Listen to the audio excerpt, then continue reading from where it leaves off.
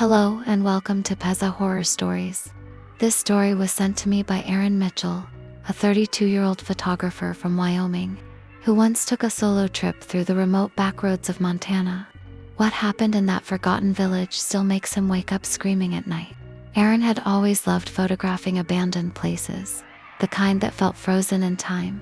One afternoon, while driving through the Montana countryside, he saw a cracked wooden sign on the roadside.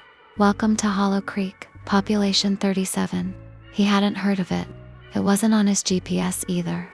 But curiosity got the better of him. The road was rough, lined with dead trees and fields of tall, dry grass.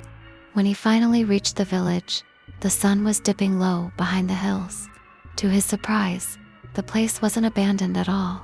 A few people were sitting on porches, rocking in chairs. Watching him drive in, he stopped near a small general store. An old man in a straw hat greeted him. "Evenin', stranger, lost." Aaron smiled nervously, "Just passing through. I'm a photographer. Thought this place looked interesting." The man nodded slowly. "Not many come here anymore. You're welcome to stay the night. There's a spare room above the store, on the house." It sounded odd, but the village had a quiet charm. Faded houses, dusty roads, the smell of pine and old wood. He took the offer. Inside, the store smelled of tobacco and kerosene. The man who introduced himself as Mr. Grady handed him a key. "Sun goes down fast around here," Grady said. "Best lock your door before dark." Aaron chuckled. "You expecting trouble?" Grady's smile didn't reach his eyes. "Just lock it, no matter what you hear." As evening fell, Aaron walked through the village with his camera. Women were hanging clothes to dry. Everything looked perfectly normal. But as the sun vanished behind the hills, the air changed. The laughter faded. The streets emptied. One by one, windows and doors slammed shut. The lights in every house went out, except for one faint oil lamp flickering in Grady's store. Aaron returned to his room, uneasy.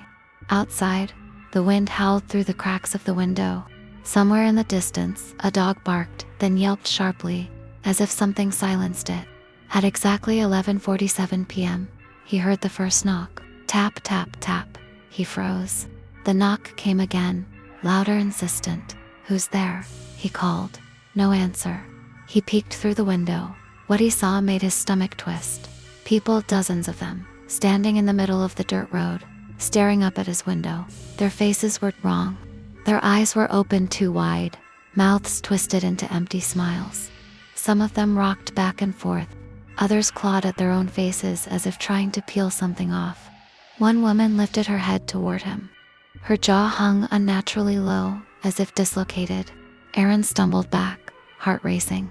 Then the door handle turned. He had locked it, he was sure, but it rattled violently, shaking in place. He grabbed his camera and pointed it at the door, hand trembling. The flash went off, bright, blinding. For a split second, he saw through the light a shadow pressed against the frosted glass window of the door. When the light faded, the shadow was gone.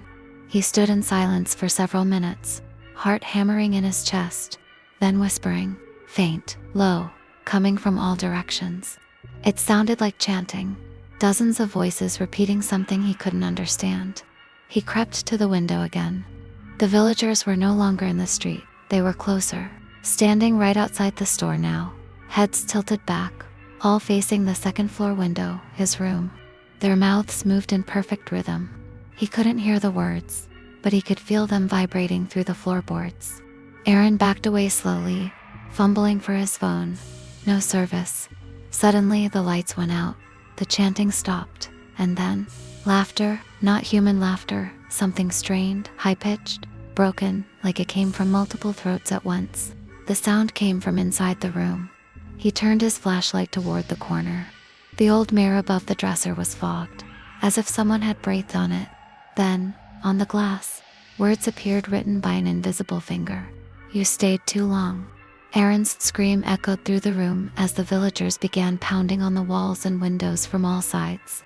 He ran to the window, jumped onto the roof of the porch, and scrambled down to the dirt road. The villagers surrounded him, their white eyes glowing in the dark. He ran through them, pushing, stumbling, not daring to look back. Their laughter followed him all the way to the main road. When he finally reached his truck, he didn't stop to breathe, he just drove. By dawn, he reached a gas station 50 miles away. The attendant stared at him. "Where'd you come from, son? You look like hell." Aaron gasped. "Hollow Creek? You know it." The man frowned. "Hollow Creek? That place burned down 30 years ago." Aaron shook his head. "No, it's still there. I was just there last night." The attendant's face turned pale.